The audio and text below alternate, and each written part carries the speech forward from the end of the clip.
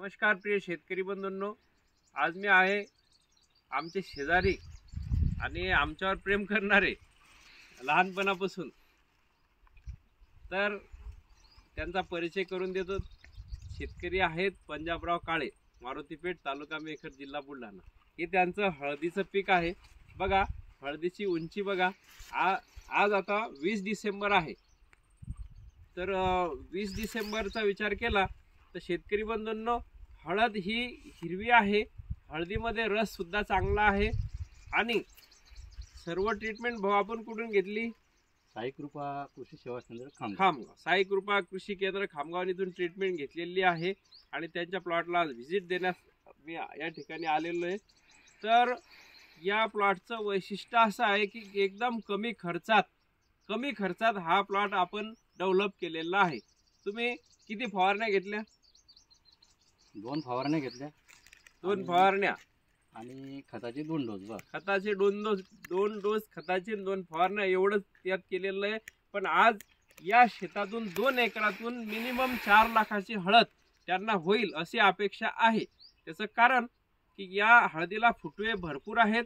आणि शेतकरी बंधूंनो, मला तुम्हाला दुसरी एक गोष्ट सांगायची आहे की हे जे पानं आहेत, 15 डिसेंबर नंतर हळद अन्नरस जी असतो, त्या पानामधला जो अन्नरस असतो, हे हळदीचे कंद ओढून घेण्यास सुरुवात करत असते। म्हणजे खाली याचं जे ट्रान्सफर ऑफ न्यूट्रिशन आहे, हे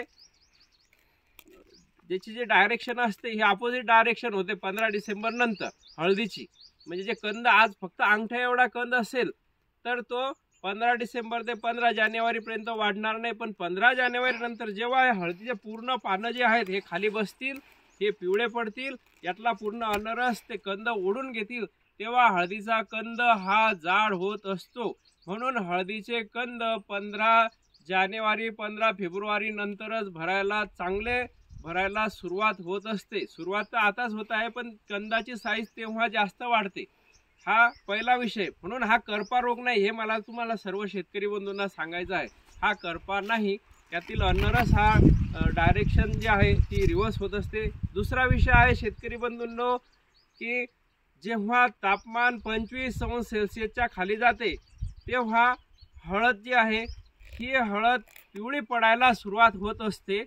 कारण जास्त तापमान कमी झाल्यामुळे अन्नरस वहन जो आहे हा थांबून जात असतो, अन्नरस वहन थांबून जातो। त्यामुळे झाडाची जी हिरवी क्वालिटी आहे ही पिवळी पडत जाते। म्हणून शेतकरी बंधूंना हा करपा नाही, हळदीवर हा करपा नाही, हे तुम्ही समजून घ्यायचं। हे 2 गोष्टी क्लिअर झाल्या। ज्या हळदीला जेवढे जास्त फुटवे तेवढा अन्नरस त्यांनी स्टोरेज केलेलं असते आणि नंतर ते कंद मोठे होत असतात। हा तिसरा मुद्दा आहे हळदीमध्ये।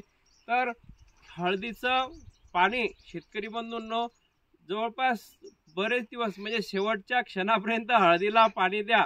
म्हणजे याचा अर्थ जोपर्यंत त्या हळदीचे पूर्ण पानं वाळत नाही तोपर्यंत तुम्ही पाण्याचं हळदीला नियोजन करा।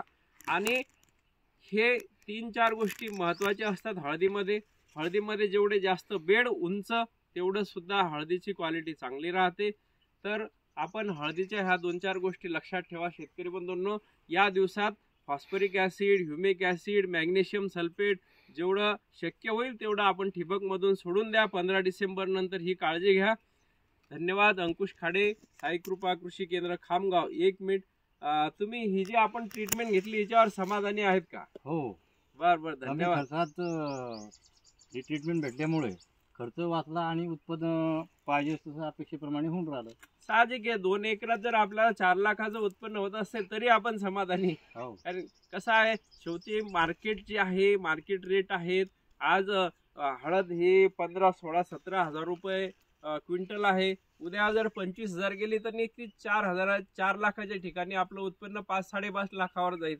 तरी हळदीचं उत्पादन यासाठी पुरते, याला रोई खात नाही, डुक्कर खात नाही, वानर खात नाही, जास्त राखायचं काम नाही। त्यामुळं हळदीकडे शेतकरी बंधूंनी थोडंसं वळायला पाहिजे, हेच माझं सांगणं आहे। धन्यवाद।